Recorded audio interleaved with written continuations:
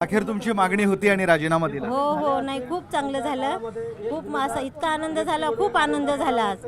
हो खूप आनंद झाला आज. तुमची बऱ्याच दिवसांची ही मागणी होती. तुम्ही म्हणत होते विद्यार्थ्यांनी आंदोलन मागे घ्यायला हवं, पण राजीनामा पहिले व्हायला हवा. सकाळी सुद्धा तुम्ही हेच बोलले. हो ना मी त्याला म्हटलं होतं जाऊ दे आता लाठी चार्ज वगैरे झाला बाळा तू वापस ये.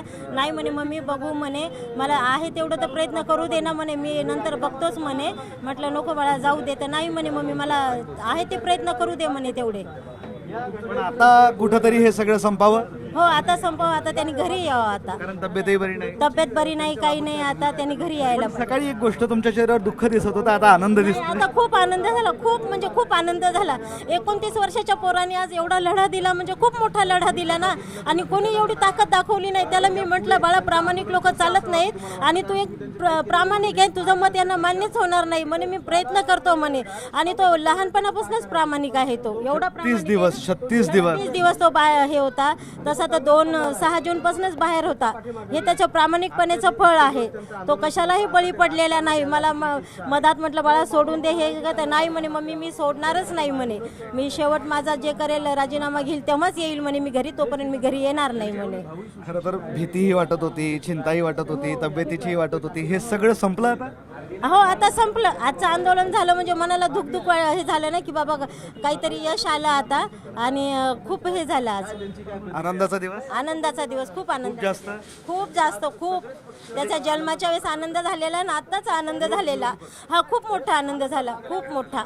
आता तर सगळेच समर्थनार्थ उतरले. हो हो आता सगळेजण त्याच्या पाठीशी आहेत. त्या दिवशी शरद पवार साहेब, जरांगे पाटील, उद्धव ठाकरे हे सगळे जाऊन आले. त्या दिवशी मला थोडंसं वाटलं की नाही त्याच्या मागे भरपूर जण आहेत आपले. त्या दिवशी मला बरं वाटलं.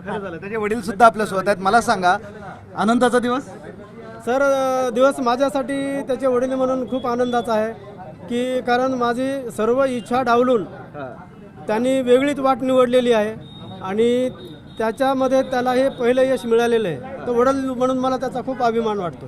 तुम्ही घाबरत होते सुरुवातीला, नको या राजकारणात पडायला म्हणत होते किंवा या सगळ्या गोष्टीत तुम्ही बोलले होते एकदम सुरुवातीला. मी काय सांगतो, भीती वाटत होती. आमच्या घराण्यामध्ये कुणी साधा सरपंच सुद्धा झालेला नाही. आणि त्याची आता एक भावाची मुलगी आहे, माझ्या पुतण्याची मिसेस आहे, ते जिल्हा परिषदेच्या सदस्य आहेत परभणी जिल्हा परिषद. ते आता 6 महिन्यापूर्वीची गोष्ट आहे. यापूर्वी आमच्या घराण्यात राजकारणाचा लवलेस सुद्धा नाही आहे. तर मला वाटत होतं की आणि ह्या राजकारणी ज्या काय गोष्टी पाहतोय मी की ते एकमेकांना रस्त्यात शिव्या देतात, संसदेमध्ये किंवा सभागृहामध्ये शिव्या देतात आणि बाहेर बिर्याणी एकत्र येऊन खातात. तर हे बऱ्याचशा गोष्टी ह्या मला आवडत नाही. खूप स्ट्रेसमध्ये दिसत होता, आता खूप आनंदी दिसत. नाही सर, स्ट्रेसमध्ये याच्यासाठी होतो की त्यांनी निर्णय खूपच टोकाचा घेतलेला होता की ते राजीनामा देणार नाही तोपर्यंत मी हे आंदोलन सोडणार नाही. आणि त्याला टायफॉइड झालेला आहे, त्याच्यामुळे मी जास्त चिंतेमध्ये होतो. घरी यायला हवं. हो त्यांनी आता, मी तर म्हणतो की त्यांनी उद्याच घरी इथं यावं, माझी अशी त्याला विनंती. आता आनंदाचा दिवस आज. हो माझ्यासाठी आनंदाचा दिवस आहे सर. आता घरी यायला हवं ना त्यांनी. तुम्हाला हे वाटतंय ना. अभिजित तिपकेचे आई वडील आहे, आता म्हणताय की निश्चितपणे हे एक मोठं यश आम्ही मिळवलेलं आहे आणि जी मागणी होती ती पूर्ण झाली आहे. आता अभिजितनं घरी यायला हवं, इतकंच सगळ्यांचं म्हणणं आहे. व्हिडिओ जर्नलिस्ट मोहम्मद तौफिक सह मी विशाल करोळे, झी मीडिया, छत्रपती संभाजीनगर.